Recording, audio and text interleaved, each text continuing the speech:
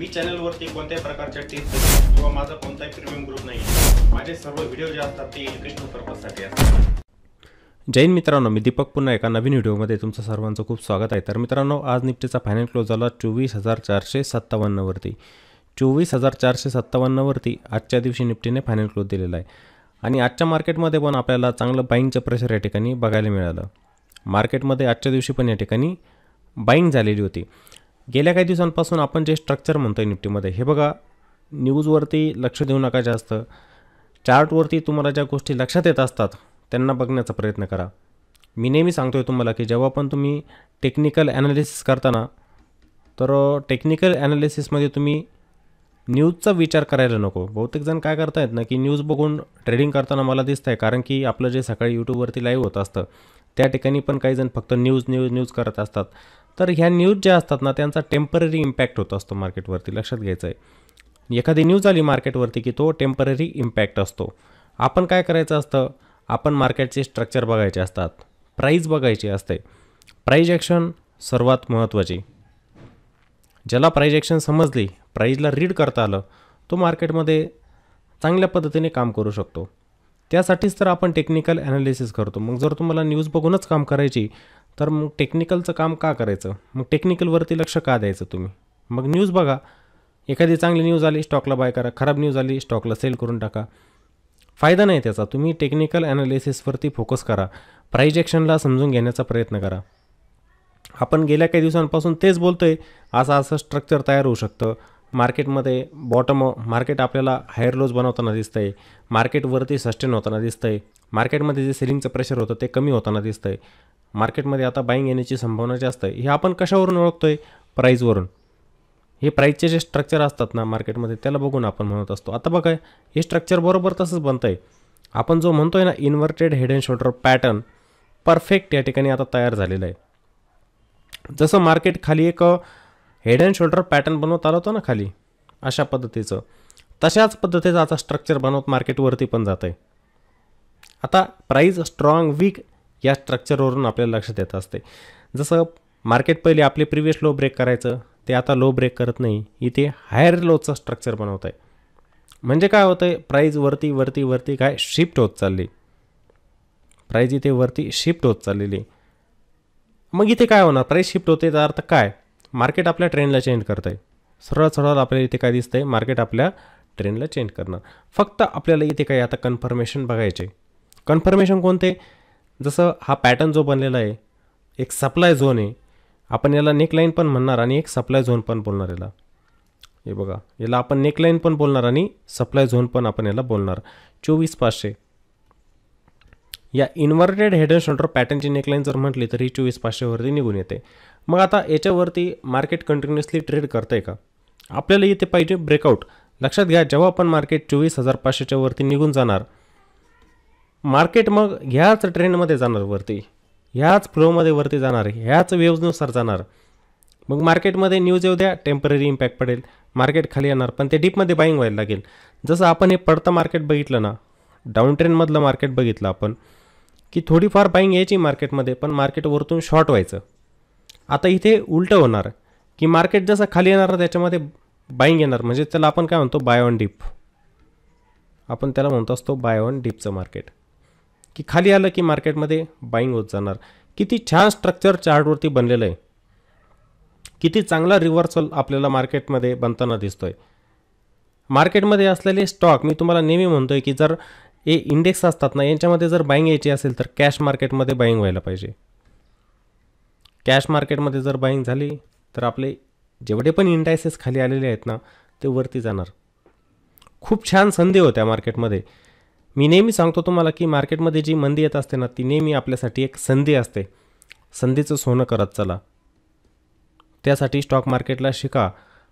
योग्य लेवलला स्टॉकला बाय करत चला, योग्य वेळेवरती गुंतवणूक करत चला, डीपचा फायदा मिळवत चला. हे नेहमी तुम्हाला सांगतो आणि सांगत पण जाणार. भीती नको आहे मनामध्ये. बहुतेक जण काय करतात ना, की मनामध्ये भीती पण असते. स्टॉक पण बाय करायचा आणि मनामध्ये भीती पण, खाली जाईल का वरती जाईल, खाली जाईल का वरती जाईल. जेव्हा प्रॉफिट घ्यायची वेळ येत असते, तो बाहेर निघून जातो, स्टॉक 30% वरती. आणि 50% मायनसमध्ये असताना ती व्यक्ती स्टॉकला होल्ड करत बसते. पण जेव्हा 2%चं प्रॉफिट दिसतं, ती व्यक्ती प्रॉफिट बुक करून टाकते, बाहेर पडते त्याच्या. ही सायकोलॉजी. याच्यावरती आपल्याला काम करावं लागेल. दुसरी व्यक्ती करू शकते का? नाही. आपल्याला स्वतःला करावं लागेल काम, की नाही अशा ठिकाणी आल्यानंतर मी थोडं थांबलं पाहिजे, प्रॉफिट घेण्याचा प्रयत्न केला पाहिजे. भले मग ते -5% जाऊ द्या. आता तर खरी बाईंग यायला लागलेली स्टॉकमध्ये. तो स्टॉक आपल्याला जास्त प्रॉफिट देऊ शकतो. मग आपण थांबायला का नको त्याच्यामध्ये? हीच सायकोलॉजी आपली काम करत नाही. आपण 50% निगेटिव्ह असताना स्टॉकला होल्ड करतो आणि तो 2% प्रॉफिट देत असला की आपण त्याला बुक करून टाकतो. असं करायचं नाही आहे. त्यामुळे असे मार्केट बघत चला, पडतं मार्केट पण बघत चला, जे वरती जाणारं मार्केट असतं ते पण बघत चला, साईडवेज जाणारं मार्केट असतं त्याला पण बघत चला. साईडवेज मार्केट 1-1 वर्ष पण थांबतात, काही 1-1 वर्षभर मार्केट थांबतात साईडवेज, असं पण होत असतं. खूप सारे स्टॉक आहे आता, त्यांच्यामध्ये छान रिव्हर्सल पण बनतो आहे, खूप मस्त जात आहे. तुमच्याकडे जे स्टॉक होल्डर असतील, तुम्ही त्याच्यामध्ये ट्रॅप झालेले असतील, ते स्टॉकसुद्धा वरती जात आहे आता आणि चांगले रिटर्न पण बनवून देत आहे. मस्त बाईंग येते त्यांच्यामध्ये. आजच्या दिवशी पण जवळजवळ सर्व इंडायसेस. आता थोडं जर फार्मा म्हटलं, फार्मामध्ये थोडा विकनेस होता, फार्मामध्ये थोडं डिलीट करतो म्हणजे समजायला सोपं जाईल. फार्मामध्ये थोडा विकनेस होता आजच्या दिवशी आणि ऑटोमध्ये, फार्मा आणि ऑटो यांच्यामध्ये थोडा विकनेस होता. नाहीतर बाकीचे इंडायसेस जर बघितलं, आपलं निफ्टी, सेन्सेक्स, त्यानंतर आपलं IT पण बघा, IT पण प्लसमध्ये होतं. त्यानंतर निफ्टी बँक पण प्लसमध्ये होतं. मिड कॅप इंडेक्स हा पण प्लसमध्ये होता. स्मॉल कॅप इंडेक्स प्लसमध्ये होता. PSU बाईंग होती. PSU बँक आजच्या दिवशी वरती होत्या. SBIचा चांगला सपोर्ट, त्यानंतर बँक ऑफ बरोडा, त्यानंतर कॅनरा बँक, त्यानंतर बँक ऑफ इंडिया, हे सर्व स्टॉक बघा 3-3% तेजी होती आज त्यांच्यामध्ये. खूप जबरदस्त बाईंग होती. मी त्यामुळे तुम्हाला म्हणत होतो की यांचे ETF पण असतात, PSU बँकचे ETF पण असतात, यांना ॲक्युमुलेट करत चला. CPSE ETF असतात, डिफेन्सचे ETF असतात. बघा बॉटमपासून म्हणजे खालच्या लेवलपासून, मी तर म्हणत नाही की प्रत्येक बॉटम आपण पकडू शकतो, नाही पकडू शकत, पण थोड्या वरच्या लेवलला का होईना आपल्याला माहिती ना, वरतून तुटलेला ETF आपण ॲक्युमुलेट करू शकतो. त्याच्यामध्ये आपला पैसा बनणार म्हणजे बनणार, कारण की एक इंडेक्स जो असतो ना, तो खाली येतो आहे ना, तो वरती जाणारच आहे. त्यामुळे आपलं प्रॉफिट तिथे बनणारच. आपण प्रॉफिट घेऊनच त्यामधून बाहेर पडणार. लक्षात आलं तुम्हाला? या सर्व गोष्टी मार्केटमध्ये मंदी बघत चला, शिकायला मिळतं खूप. मार्केटमध्ये जेव्हा मंदी असते ना, शिकायला मिळतं. आता तुम्हाला किती शिकायला मिळालं हे तुम्ही मला कॉमेंट बॉक्समध्ये सांगायचं आहे, ठीक आहे? टाईप करून सांगा की हे जे पडतं मार्केट होतं आणि इथून ते रिव्हर्सल देताना दिसतंय, आम्हाला खूप काही याच्यामध्ये शिकायला मिळालं की संयम कसा ठेवायचा असतो, अशा ठिकाणी स्टॉक बाय करायचे नसतात, स्टॉक कोणत्या ठिकाणी बाय करायचे असतात हे पण मार्केटने आम्हाला शिकवलं. या सर्व गोष्टी मला तुम्ही कॉमेंट बॉक्समध्ये सांगायचे आहे. बघूया किती जण पूर्ण व्हिडिओ बघतात आणि मला बरोबर हे जे ऐकलेलं आहे त्याचीच कॉमेंट येते की संयम, पडत्या मार्केटमध्ये आम्ही संयम ठेवला, आम्ही पैसा सेव्ह केला. किंवा काही अशा व्यक्ती असतील की त्यांनी पडत्या मार्केटमध्ये स्टॉक बाय करत गेले, ॲव्हरेज करत गेले, ते ट्रॅप झाले, ते पण तुम्ही मला कॉमेंट बॉक्समध्ये नक्की सांगायचं आहे, ठीक आहे ना? बघूया किती जण कॉमेंट करतात मग. तर हे मार्केटमध्ये आता स्ट्रक्चर आपल्याला सुधारताना दिसतं आहे. एक चांगला रिव्हर्सल पॅटर्न पण इथे बनलेला आहे. आज थोडं राहिलं होतं, 20 पॉईंटने मार्केट राहिलेलं होतं 24,500 गाठण्यासाठी. आता मार्केटसाठी हा एक सायकोलॉजिकल रेजिस्टन्स 24,500चा. आता इथं काय ॲक्टिव्हिटी होऊ शकते? जर मार्केटने उद्याच्याच दिवशी जर इथे ब्रेकआउट दिला ना, मोठी कॅन्डल इथे बनवू शकते मग डायरेक्ट. का माहिती आहे का? यांचं एक महत्त्व असतं, जे सायकोलॉजिकल रेजिस्टन्स असतात इथे असणार कॉल रायटर. मार्केटमध्ये मंदी करणारे या ठिकाणी जास्त असणार. ज्यांनी मार्केटला शॉर्ट केलेलं असतं, कॉल रायटर आपण त्यांना म्हणतो. मग हे कॉल रायटर जर मार्केटमधून एक्झिट झाले, त्यांनी आपले शॉर्ट जर कवर केले, तर मार्केट इथून वरती जाऊ शकतं. म्हणजेच एक शॉर्ट कवरिंग रॅली आपल्याला इथे बघायला मिळू शकते. शॉर्ट कवरिंग रॅली बघूया. मग मार्केट 1-2 दिवस पॉज घेतं की ह्याच फ्लोमध्ये जी 3 दिवसांची बाईंग आहे त्या फ्लोमध्ये या रेजिस्टन्सला ब्रेक करतं. बरोबर इथं दिसतंय तुम्हाला कंटिन्युअसली 3 दिवस, हा दिवस, हा दिवस, हा दिवस, या 3 दिवसांमध्ये मार्केटने चांगली रॅली देऊन टाकली. जवळजवळ मार्केट 23,850पर्यंत इथे गेलेलं पण होतं. इथून रिकव्हरी देऊन टाकलेली. तर इथे मार्केटमध्ये बाईंग चांगल्या प्रकारची येते, ठीक आहे? इथून पुढे जर मार्केट ह्या लेवलच्या वरती थांबत गेलं तरी मार्केट मग इथून पुन्हा वरच्या लेवल गाठू शकतं. मग बरोबर जाणार वरती. तुम्ही म्हणणार हा ट्रेंड मग इथून हा ट्रेंड चेंज होणार मार्केटचं. मार्केटमध्ये डीप येत जाणार, मार्केट इथून वरती गेलं थोडं डीप देणार, डीपमध्ये पुन्हा बाईंग येणार, पुन्हा वरती जाणार, डीपमध्ये बाईंग येणार, पुन्हा वरती जाणार. असं स्ट्रक्चर बनवत मार्केट वरती जाऊ शकतं. मग समजलं का? फक्त 24,500च्या वरती जायला पाहिजे मार्केटने. खूप वेळेला असं पण होत असतं की हे स्ट्रक्चर जे असतात ना फेल होत असतात. म्हणजे मी म्हणतोय ना की हा एक रिव्हर्सल पॅटर्न इथे बनलेला आहे. मार्केट इथं जाऊन पोहोचलेलं पण आपल्याला कन्फर्मेशन नाही अजून. कन्फर्मेशन म्हणजे कसं असतं की इथे एखादी कॅन्डल आपल्याला क्लोज पाहिजे, याच्यावरती मार्केट थांबायला पाहिजे. ते आपल्यासाठी काय असतं? कन्फर्मेशन. ते कन्फर्मेशन मिळालं तर मग आपण म्हणणार की ते पुन्हा आता 1-2 दिवस कन्सोलिडेशन किंवा थोडंसं रिट्रेसमेंट, मग मार्केटमध्ये चांगली बाईंग येणार आणि मार्केट वरती निघून जाणार. मग काही वेळेला इथेच एक मोठी कॅन्डल बनून जाते. असं पण होत असतं की एक सायकोलॉजिकल रेजिस्टन्स, मार्केट तिथून पुन्हा शॉर्ट झालं. त्याची संभावना तर कमी वाटते आत्ताच्या स्ट्रक्चरनुसार. मार्केटने इथे ब्रेकआउट द्यायला पाहिजे 24,500च्या वरती. कारण की HDFC बँक, मी तुम्हाला सांगतो त्याचं कारण काय. HDFC बँक आज पण चांगली बाईंग होती HDFC बँकेत, निफ्टी बँकवरती होती बघा. त्यानंतर ICICI बँक, त्यानंतर रिलायन्स, IT चे पण खूप सारे स्टॉक असे की त्यांचा पण इंडेक्सला चांगला सपोर्ट मिळू शकतो. त्यामुळे येणाऱ्या दिवसांमध्ये ही रेड कॅन्डल बनण्याची शक्यता कमी वाटते मला इथे. माझ्या व्ह्यूनुसार मार्केटने इथून ब्रेकआउट द्यायला पाहिजे. व्हायला काही पण होऊ शकतं मार्केटमध्ये. मार्केट तर सुप्रीम आहे, आपलं ॲनालिसिस या ठिकाणी चुकू शकतं. मार्केट सुप्रीम आहे पण संभावना काय इथे, जरी इथून खाली आलं तरी संभावना वरती जाण्याचीच आहे. मग काही जण बोलणार की असं कसं की इथून जर खाली आलं तर संभावना वरतीच जाण्याची. जरी इथे निगेटिव्ह कॅन्डल बनली इथे तर मार्केट इथे खाली नाही येणार. एखाद्या वेळेला ह्या ठिकाणी मार्केट वेळ घालू शकतं पण जास्त खाली नाही येऊ शकत, अशी संभावना इथे. जरी आलं 1-2 दिवस खाली आलं, इथे वेळ घालवेल, वेळ घालवून पुन्हा या रेजिस्टन्सचा ब्रेकआउट देऊन टाकेल. असं स्ट्रक्चर इथे तयार होतं आहे. समजलं का? माझ्या मते तुम्हाला हे स्ट्रक्चर समजलेलं असेल. खूप सोपं आहे हे. अशा पद्धतीने तुम्ही मार्केटला समजून घेण्याचा प्रयत्न करायचा. मार्केटची डायरेक्शन आपल्यासाठी महत्त्वाची असते. ट्रेंड, मार्केटचा सध्याचा ट्रेंड कोणता चालू, मग त्या ट्रेंडलाच आपण फॉलो केलं पाहिजे. नाहीतर न्यूज मार्केट पचवतं. खराब न्यूज आली तरी पचवेल मार्केट. अप ट्रेंडमध्ये टेम्पररी इम्पॅक्ट पडेल, बाईंगच येत जाणार. मार्केट खाली पडतं, चांगली न्यूज आली तरी मार्केट पडणारच खाली. टेम्पररी इम्पॅक्ट की एखाद्या दिवशी बाईंग येणार, पुन्हा शॉर्ट होणार. अशा गोष्टी मार्केटमध्ये होत असतात. इथून पुढे डिफेन्स आहे बघा, डिफेन्समध्ये छान बाईंग यायला लागलेली. रेल्वे जे खूप दिवसांपासून खाली होतं त्यांच्यामध्ये पण रिव्हर्सल यायला लागेल. PSU होतं बघा, PSUमध्ये पण बाईंग यायला लागली. सुधारणा होत असते हळूहळू. तुमचे जर पोर्टफोलिओ रेड असतील ते ग्रीनमध्ये यायला सुरुवात होतील. थोडा वेळ लागतो. मार्केट जसं खाली येतं तसं वरती. आता एवढंच असतं की खाली पटकन येतं मार्केट आणि वरती जाण्यासाठी थोडं वेळ घालवतं, एवढंच आहे फक्त. पण ग्रीनमध्ये येऊन जातात. जो स्टॉक तुम्हाला 10% निगेटिव्ह दिसतोय ना तो एका दिवसाला 10% चालतो, असं पण होतं. त्यामुळे मार्केटमध्ये घाबरायचं नसतं, शिकून काम करायचं, तेव्हा भीती कमी होते आपली. लक्षात आलं? तर ह्या डेली टाईम फ्रेममध्ये आपण काही महत्त्वाच्या लेवल बघितलेल्या होत्या. आता आपण काही महत्त्वाचे लेवल बघूया 5 मिनिटांमध्ये. कोणते महत्त्वाचे सपोर्ट इंट्राडेमध्ये असू शकतात, मार्केटची डायरेक्शन कशी असू शकते ते बघण्यासाठी आपण जाणार 5 मिनिटांमध्ये. तर सकाळच्या वेळेला पण मार्केटचं स्ट्रक्चर खूप छान होतं आणि मी पूर्ण वेळ लाईव्ह घेऊ शकलो नाही सकाळी. नेट बंद झालेलं होतं. नेटमुळे आपलं लाईव्ह मध्येच बंद पडलं. नाहीतर आजचं मार्केट बघण्यासारखं होतं की मार्केटने सुरुवातीला एक टिप दिला, जी लेवल रेजिस्टन्स होती आपल्यासाठी ती सपोर्ट बनलेली होती, तिथे एक बाउन्स घेतला आणि कंटिन्युअसली एक प्राइस ॲक्शन बनवत मार्केटवरती निघून गेलेलं होतं. आपण म्हटलं पण होतं की 23,350 इथं 4-5 अटेम्प्ट झालेले, बरोबर ना. 24,350च्या आसपास ह्या लेवल हा रेजिस्टन्स होता पहिला. आता मी याचा कलर चेंज केला कारण की यानंतर सपोर्ट बनतो आहे. आता रेजिस्टन्स नंतर सपोर्ट बनतात. इथे मिळणारा ब्रेकआउट आणि त्यानंतर होणारं कंटिन्युएशन बघा. आपण म्हटलं होतं की जेव्हा पण मार्केट 24,350चा ब्रेकआउट देणार, एक फास्ट मोमेंटम मार्केटमध्ये येऊ शकतो, आलेला होता. परफेक्ट. त्याचं लॉजिक मी तुम्हाला कालच्या व्हिडिओमध्ये सांगितलेलं पण होतं. आता त्यानंतर मार्केटमध्ये काय झालेलं, मार्केट थोडं रेंज बाउंड झालं, साईडवेज झालेलं होतं.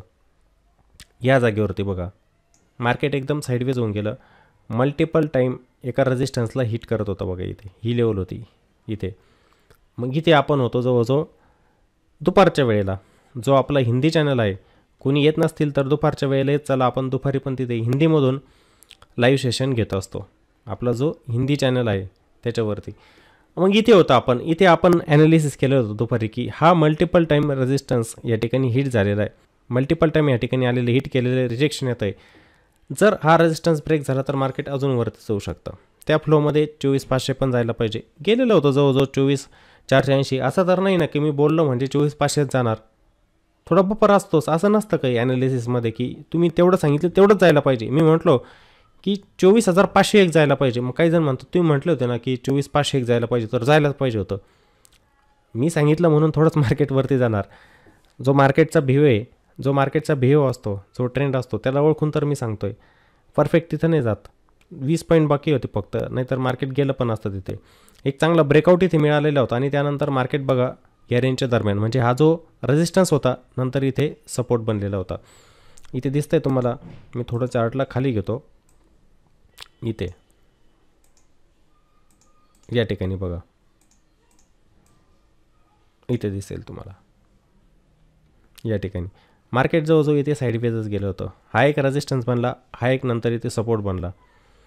आता उद्यासाठी मी दुपारी पण म्हटलं होतं तुम्हाला की हे स्ट्रक्चर छान बनलेलं आहे की मार्केट उद्याच्या दिवशी पण जर थोडंसं फ्लॅट ओपन होत असेल किंवा थोडंसं गॅप अप 20-30 पॉईंटने 40-50 पॉईंटने आणि इथून पण जर 24,500ची लेवल ब्रेक केली. माझ्यासाठी महत्त्वाची लेवल कोणती आता 24,500च. 24,500चे हा एक रेजिस्टन्स आहे वरती. हाय ही तर असणारच आहे रेजिस्टन्स, पण माझ्यासाठी महत्त्वाची लेवल कोणती 24,500 की हे फ्लॅट ओपन होऊन मार्केट किंवा थोडं गॅप ओपन होऊन या रेजिस्टन्सला ब्रेक करत आहे का. ब्रेक करत असेल तर इथे शॉर्ट कवरिंग येऊ शकते मार्केटमध्ये. इथे येणार शॉर्ट कवरिंग. मार्केट एका फ्लोमध्ये जाऊ शकतं वरती. मार्केटमध्ये छान मोमेंटम या ठिकाणी येऊ शकतो. मग ताबडतोब वरती जाऊ शकतं. कंटिन्युएशन मार्केटचं इथं होणार. लक्षात येतं ना स्ट्रक्चर. आपण काय म्हणतोय इथे बाईंग येतं जास्त मार्केटमध्ये. सुरुवातीची कॅन्डल तर निगेटिव्हच दिसते आपल्याला 5 मिनिटांची, पण ते डीपमध्ये बाईंग येताना दिसते बघा आपल्याला. परफेक्ट डे लो आपला ब्रेक होत नाही आहे. डेलीमध्ये जी कॅन्डल बनते ना तिच्यामध्ये प्रिव्हियस डेचा लोज ब्रेक होत नाही आहे. म्हणजे काय स्ट्रेंथ, मार्केटमधली असलेली स्ट्रेंथ आपल्याला इथे लक्षात येत असते. मग हे कंटिन्युएशन जर झालं तर इंट्राडेमध्ये मग एखादा हार्डल येऊ शकतो. जसं 24,544 हा पण मार्केटसाठी वरती काय मग एक रेजिस्टन्स येऊ शकतो.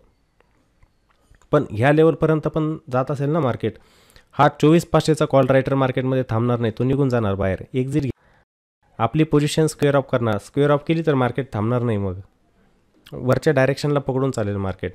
आणि उद्याचा येणारा क्लोज मग आपला तो 24,500च्या वरती जायला पाहिजे. असं नको व्हायला की तो ब्रेकआउट फेल व्हायला पाहिजे. फेल झाला तर काय होईल, जी डेलीची कॅन्डल असेल ना बनणारी तिला वरती शॅडो बनून जाणार. सेलिंग नको यायला तिथे. नाही तर काय होतं अचानक शॉर्टिंग व्हायला सुरुवात होऊन जाते. शॉर्ट झालं मार्केट तर ते खाली येऊन जाणार. मग तसं व्हायला नको. लक्षात येते तुम्हाला. आणि सपोर्ट पण हीच लेवल असणार. ही दिसते तुम्हाला. जी पहिली रेजिस्टन्सचं काम करत होती ही लेवल आपल्यासाठी इथे सपोर्टचं काम करेल की मार्केट गॅपअप झालं. ओपन समजा मार्केट थोडं गॅपअप झालं, इथे येतं आहे, सपोर्ट घेतं आहे, वरती जातं आहे. ठीक आहे, ही छान प्रायजेक्शन बनवू शकते. हे सपोर्टच्या खाली जायला नको. फक्त गेलं तर अजून एक चांगला सपोर्ट इथे असणार मार्केटसाठी की इथे स्लिप झालं समजा थोडंसं गॅप ओपन होऊन या सपोर्टचा ब्रेकडाऊन दिला, खाली आलं तर 24,382 ही लेवल मार्केटसाठी एक सपोर्टचं काम करेल. त्यानंतर 24,350 ही लेवल पण मार्केटसाठी सपोर्टचं काम करेल. आजकालच्या मार्केटमध्ये तुम्ही बघताय की सुरुवातीची कॅन्डलच जवळजवळ 100-150 पॉईंटची बनून जात असते ताबडतोब. मग सांगा तुम्ही जर इथे मार्केट ओपन झालं ना तर त्याला खाली यायला पण वेळ लागत नसतो. एक मोठी कॅन्डल इथेच बनून जाऊ शकते. अशा पद्धतीची कॅन्डल होऊ शकतं. असं होतं आहे प्रत्येक दिवसाला. पण आता या सपोर्टच्या खाली जायला नको ती नाही. बरोबर आली तर मग हा विकनेसच आहे ना एक प्रकारचा. टॉपपासून मार्केट इथे येतं आहे. जरी सुरुवातीला 5-10-15 मिनिटांमध्ये सेलिंग झाली तर ह्या डिपमध्ये मार्केटमध्ये बाईंग व्हायला पाहिजे. प्रिव्हियस डेचे लो असतात ना ते मार्केटने इथे ब्रेक करायला नको. तो मार्केटमध्ये एक प्रकारचा विकनेस असतो. आणि मार्केटचं स्ट्रक्चर एकदम सुधारतं मित्रांनो. चार्टवरती विश्वास ठेवा. चार्टला समजण्याचा प्रयत्न करा. हे तुम्ही जे स्ट्रक्चर बघतात मी तुम्हाला सांगत असतो, तुम्ही म्हणणार तुम्हाला खूप छान समजतं. मला नाही समजत काही. मी नेहमी म्हणतो मला तर वाटत पण नाही. मी मार्केटला फॉलो करतो आहे. जसं मार्केट चालतं आहे ना त्याप्रमाणे मी ॲनालिसिस करत असतो. आणि हे ॲनालिसिस मीच नाही तर प्रत्येकजण करू शकतो. तुम्ही जेव्हा मार्केटचे ऑब्झर्वेशन कराल, डेली मार्केटला बघाल, तुम्ही शिकाल त्याच्यामध्ये, तर हे ऑब्झर्वेशन तुम्ही पण करू शकणार. 100% करणार तुम्ही पण शिकावं लागेल त्यासाठी. टेक्निकलचा प्रॉपर अभ्यास तुम्ही केला पाहिजे. असं नाही की समजायला लागलं याच्या वरती जाणार, खाली जाणार, त्याच्यामागे लॉजिक असतं एक, की का वरती जाणार, का खाली येणार आणि का रेंज बाउंड होणार, ते लॉजिक तुम्हाला पकडता आलं पाहिजे फक्त. मग हे लॉजिक पकडण्यासाठी ते एका दिवसात होईल का? नाही, वर्ष घालवावी लागतील,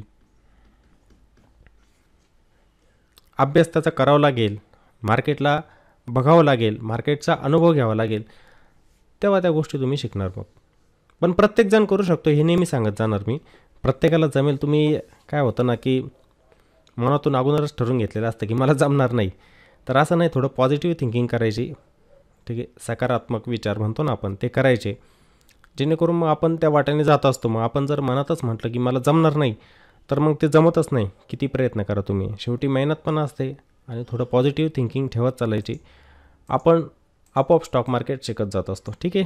आणि स्टॉक मार्केटमध्ये काम करताना चुका करू नका, ठीक आहे, प्रॉपर पद्धतीने शिका त्याला. आणि पैसा जो असतो ना आपला, त्याला सेव्ह करण्याचा शिका.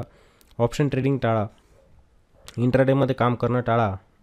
पैसा कमवायला कष्ट आहेत खूप, कष्टांची कमाई अशीच घालवायची नाही, पैसा बनवायचा पण आणि त्याला सेव्ह पण करत चालायचं मार्केटमध्ये, ठीक आहे. इंट्राडे करत असतील काही जण, हे बघा, आपण तर नाही थांबवू शकत त्या गोष्टीला, आपण बोलू शकतो फक्त, त्या व्यक्तीला थांबवू नाही शकत. करत असतील कोणी तर मग स्टॉप लॉस वगैरे लावत चाला, रिस्क रिवॉर्ड असतात, त्यांचं पालन करायचं तुम्ही. मला किती लॉस घ्यायचा किती नाही, सिस्टममध्ये तुमच्या स्टॉप लॉस असला पाहिजे, ठीक आहे. सिस्टम बनवलं आहे त्याचा वापर पण केला पाहिजे ना आपण, की जर मला इंट्राडेमध्ये ट्रेड घ्यायचं आहे तर मी तिथे एक स्टॉप लॉस ऑर्डर असते, तिचा वापर केला पाहिजे, स्टॉप लॉस लावून ठेवली पाहिजे, जेणेकरून मार्केट माझ्या दिशेने मी जे ॲनालिसिस केलेलं होतं त्याप्रमाणे गेलं नाही, खाली आलं तर मला लॉस लिमिटेड होईल, निघून जाईल मी बाहेर, जास्त लॉस कशाला घ्यायचा आपण. त्यामुळे सिस्टममध्ये मग तुम्ही स्टॉप लॉस ऑर्डर पण लावली पाहिजे, ठीक आहे.